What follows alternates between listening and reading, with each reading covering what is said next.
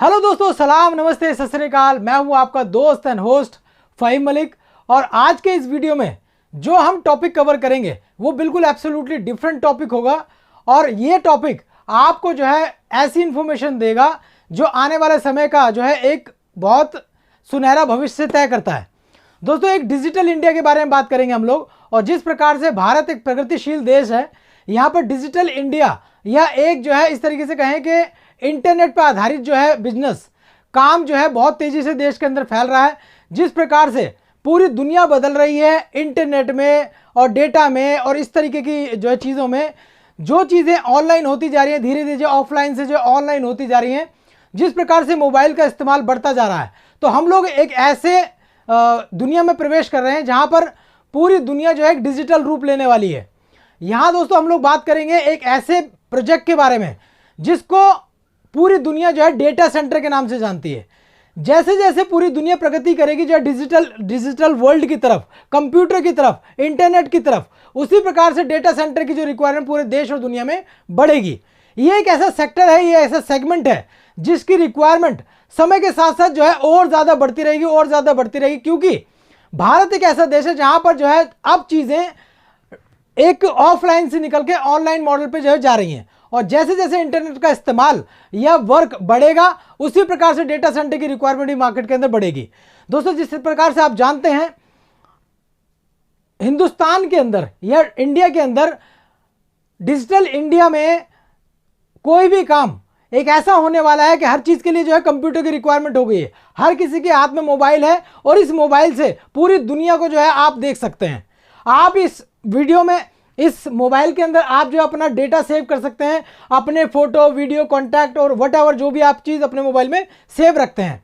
ये जो चीज़ें आपके मोबाइल में सेव हैं, ये चीज़ें साथ ही साथ उन कंपनीज के भी पोर्टल पे, उनके डेटा सेंटर पे, सर्वर पर भी सेव होती हैं आपके मोबाइल के साथ साथ। और जैसे जैसे आपके यहाँ पे इस्तेमाल इसका बढ़ता है, जैसे जैसे इस मोबाइल का जो इस्तेमाल बढ़ रहा है, बाहर जो है डेटा सेंटर का भी जो है एस्टैब्लिशमेंट या उसकी जो इंफ्रास्ट्रक्चर सरकार को या कंपनी को बढ़ाने की जरूरत पड़ती है। भारत एक क्योंकि 140 करोड़ से भी ज्यादा जनसंख्या वाला देश है, जहां पर 70 से 80% लोग आज की डेट में जो ऐसे हैं जो मोबाइल का इस्तेमाल करते हैं। और जितना डेटा आप लोगों के मोबाइल में होता है उतना ही उन कंपनियों के पोर्टल पर भी, उनके सर्वर पर सेव रहता है। तो दोस्तों, उस डेटा को सेव करने के लिए या रिजर्व रखने के लिए डेटा सेंटर का एक बहुत बड़ा जो है एक इंफ्रास्ट्रक्चर तैयार किया जाता है, जो सरकार भी बनाती है, कंपनियां भी बनाती हैं और मार्केट की बहुत बड़ी बड़ी काम के अंदर जो है आ चुकी हैं। जिसमें आप जो है भारत के अंदर अगर देखें तो अंबानी, अडानीज और बहुत सारे ऐसे बड़े बड़े ब्रांड्स मार्केट के अंदर जो है अपने डेटा सेंटर स्टैब्लिश कर रहे हैं। लेकिन जिस प्रकार से आज हिंदुस्तान में डेटा सेंटर की रिक्वायरमेंट है या डेटा सेंटर बनाने की जरूरत है, जितना डेटा हिंदुस्तान में जनरेट होता है उसको सेव रखने की जरूरत है, उतना इंफ्रास्ट्रक्चर आज देश के अंदर मौजूद नहीं है। उसका मुश्किल से 20-30% भी अवेलेबल नहीं है जितनी आज की डेट में रिक्वायरमेंट है। आज पूरे देश के अंदर अगर भारत की हम बात करें तो कुल मिलाकर 350 डेटा सेंटर अवेलेबल हैं, जबकि रिक्वायरमेंट अगर आज हम बात कर रहे हैं तो करीब 1.5 से 2 लाख डेटा सेंटर की रिक्वायरमेंट है, जितना डेटा आज की डेट में जो हिंदुस्तान में प्रोड्यूस होता है। और वो डेटा कहां पर रिजर्व होता है? बाहर की कंट्रीज में, डेवलप्ड कंट्रीज में, अमेरिका में, रशिया में, रूस में, इस तरीके की कंट्रीज में हिंदुस्तान का डेटा सेव रहता है। क्यों? क्योंकि हिंदुस्तान में वो इंफ्रास्ट्रक्चर अभी तैयार नहीं है। अब जो है कैबिनेट में इसके ऊपर एक लॉ भी जो है पारित हो चुका है कि हिंदुस्तान का जितना भी बाहर डेटा जो सेव है उस डेटा को हम हिंदुस्तान की बाउंड्रीज के अंदर ही अपने डेटा सेंटर में सेव करेंगे। लेकिन क्योंकि डेटा सेंटर की अवेलेबिलिटी इतनी नहीं है तो अभी ये काम जो है संभव नहीं है। तो ऐसी बहुत सारी कंपनीज मार्केट के अंदर हैं जो डेटा सेंटर को मैन्युफैक्चर करती हैं, और जो भी बैंक या डिफेंस या जो भी ऑर्गेनाइजेशंस उस डेटा को अपने डेटा को उस डेटा सेंटर में सेव रखना चाहती हैं, तो इन बड़ी बड़ी ऑर्गेनाइजेशन के डेटा सेंटर को वो लीज पर या रेंट पर लेती हैं और इन कंपनीज को रेंट देती हैं। और ये रेंट कोई बहुत कम नहीं होता है, बहुत बड़ा एक डेटा जो सेव होता है इनके पास, इनका एक बहुत अच्छा रिवेन्यू जनरेट मॉडल यहाँ पर as a SLB, sales and lease back model, company जो है उनको प्रोवाइड करती हैं। भारत में बहुत बड़ी ऑर्गेनाइजेशन जिनके नाम भी आप लोगों को पता होंगे, जैसे आपके सामने अगर मैं 2-4 नाम लूं, जैसे आप कहें कि जियो का पूरा नेटवर्क दोस्तों इसी SLB मॉडल पर आधारित है। वो टावर है जियो के, लेकिन उस जियो के टावर्स को जियो ने एक ऑर्गेनाइजेशन को बेच दिया और उस ऑर्गेनाइजेशन से पैसा लिया बहुत अच्छा।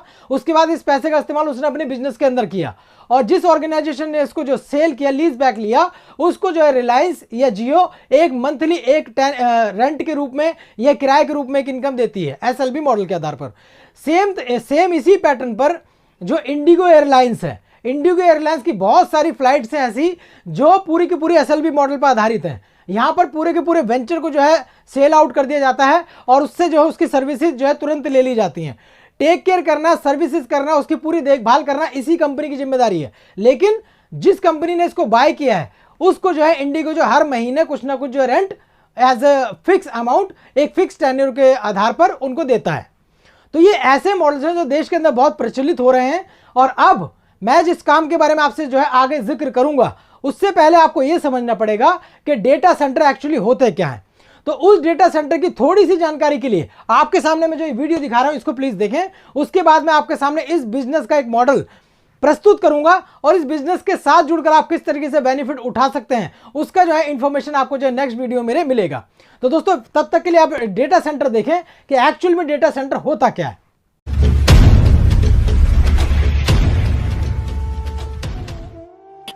समय बदल चुका है। अब देश की जरूरतों में मोबाइल ने अहम स्थान ले लिया है। हम सबने अपने व्यापार और उद्योगों को ऑनलाइन स्थापित कर लिया है। यह हमारी उपलब्धियों में मील का पत्थर बनने वाला है। अब जरूरत है इन सभी डेटा को व्यवस्थित करने का, उनके सुरक्षित संचयन का। कैमरे में खींचे हमारे पल हों या व्यापार के बही खाते, मोहल्ले में राशन की दुकानों के खाते हों या बैंकों के दस्तावेज, सभी का अब एक ही ठिकाना है, डाटा सेंटर। आज हमारे देश की ज़रूरत के हिसाब से कई हजार छोटे और बड़े डेटा सेंटर्स की हमें ज़रूरत है, लेकिन आंकड़े चौंकाने वाले हैं। हमारे देश में लगभग 349 डेटा सेंटर्स काम कर रहे हैं, जो ज़रूरत का 30वां भाग भी नहीं है। हमारी कंपनी ने इस जरूरत को एक अवसर की तरह समझा है और आप सबके साझेदारी से संपूर्ण देश में एक नए डेटा सेंटर स्थापित करने के लिए प्रयासरत हैं। यह देश में देश के लोगों के लिए एक बड़े आर्थिक सुधार का जरिया भी बनेगा। इस उम्मीद को बल दिया है आप सभी के सार्थक प्रयासों ने और संगठन के मजबूत इरादों ने, जिसकी आधारशिला में सपनों के बीज और अपनों की मेहनत लगी है। आज हम विश्व की बड़ी इकाइयों के साथ साझा कार्यक्रम के तहत देश के अत्याधुनिक टियर 4 मानक के अपने स्वदेशी डेटा सेंटर्स में उनको जगह दे रहे हैं। आइए आपको ले चलते हैं डेटा सेंटर्स के अति सुरक्षित क्षेत्र में। जरा ठहरिए, अपने इलेक्ट्रिक सामान, पेन, चाबी या मोबाइल को सबसे पहले लॉकर में रख देते हैं। 7 स्तरीय अति सुरक्षित क्षेत्र में आप सभी का स्वागत है। मुख्य द्वार पर केवल संस्थान द्वारा अनुमति मिले लोगों का ही प्रवेश संभव है। बूम बैरियर पर खड़े सुरक्षा अधिकारी को अपने अनुमति पत्र का सत्यापन कराएं। उसके बाद आप अपना बायोमेट्रिक पहचान दर्ज कराएं। परिसर में प्रवेश के बाद मुख्य इमारत में प्रवेश के समय भी आपको अपनी पहचान सत्यापित करवाना अनिवार्य है। आप अब अति सुरक्षित एवं अति संवेदनशील इमारत में प्रवेश कर चुके हैं, जिसकी सुरक्षा वैश्विक मानक के अनुसार सुनिश्चित की गई है। मैं आपका मुख्य सुरक्षा अधिकारी आपका स्वागत करता हूं। आप अब सर्वर रूम में हैं, जहां डाटा सर्वर्स को रैक में रखा गया है।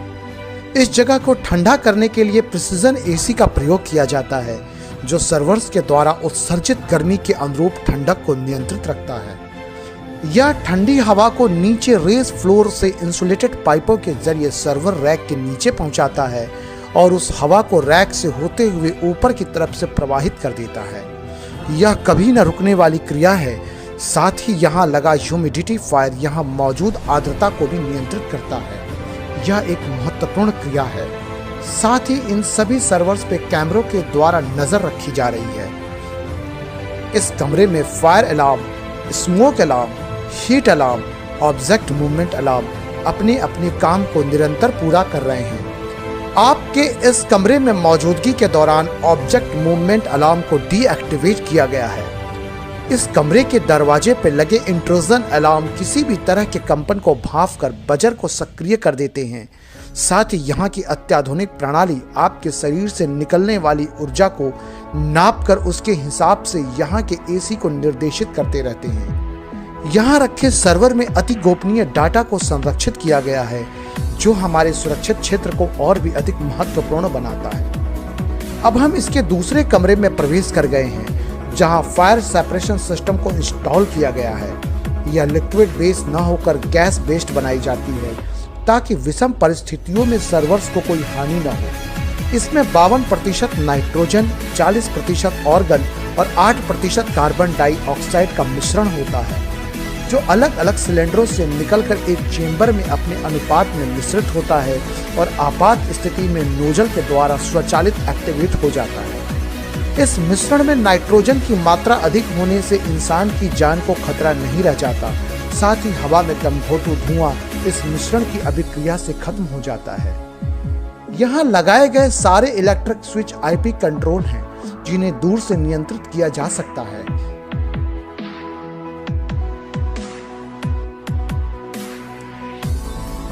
अब आप बाहरी भाग में आ चुके हैं, जहां पावर के लिए संरक्षित जगह निश्चित किया गया है।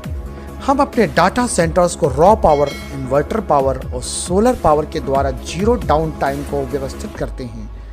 हमारा आज का सफर इस आशा के साथ यहीं समाप्त होता है। आप सभी इस सुरक्षित क्षेत्र की अहम जानकारियों से अवगत हो गए होंगे। आपका सुरक्षा अधिकारी अब आपसे विदा लेता है। मिलते हैं अगले भाग में। धन्यवाद।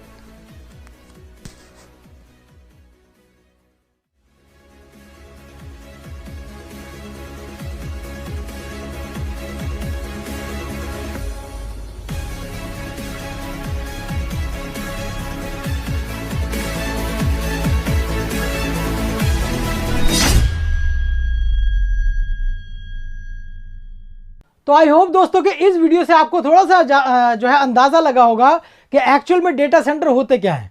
और ये डेटा सेंटर की जो इंफ्रास्ट्रक्चर कॉस्ट आती है बहुत जो है ज़्यादा आती है। और यहाँ पर ये डेटा सेंटर मैन्युफैक्चर करती हैं वो कंपनियां जो इसकी टेक्नोलॉजी को बहुत अच्छी तरीके से समझती हैं। दोस्तों, इस पर आधारित एक बिजनेस मॉडल मैं आप लोगों के सामने जो है बहुत जल्द जो है देने वाला हूं। मेरा नेक्स्ट वीडियो आपको जो उसके बारे में पूरी जानकारी देगा, जिसके साथ आप इस काम को जो अच्छी तरीके से समझें, देखें और आप इस काम से किस तरीके से बेनिफिट ले सकते हैं, मैं आपको जो नेक्स्ट वीडियो में दूंगा। तो तब तक जो है दोस्तों इंतजार करें। मैं आपके सामने ला रहा हूं एक जबरदस्त बिजनेस मॉडल, जिसके साथ जुड़कर आप जो है एक बहुत अच्छा फ्यूचर इस काम के साथ बना सकते हैं। Thank you very much. मिलता हूं मैं नेक्स्ट वीडियो में। और आप इसके बारे में और अधिक जानकारी चाहें तो मेरे इस चैनल को जो सब्सक्राइब कर सकते हैं। आपको पूरी इंफॉर्मेशन इस काम की और इसके बाद जो आने वाले काम है उसके बारे में मैं आपको इस चैनल पर इंफॉर्मेशन दूंगा। Thank you very much.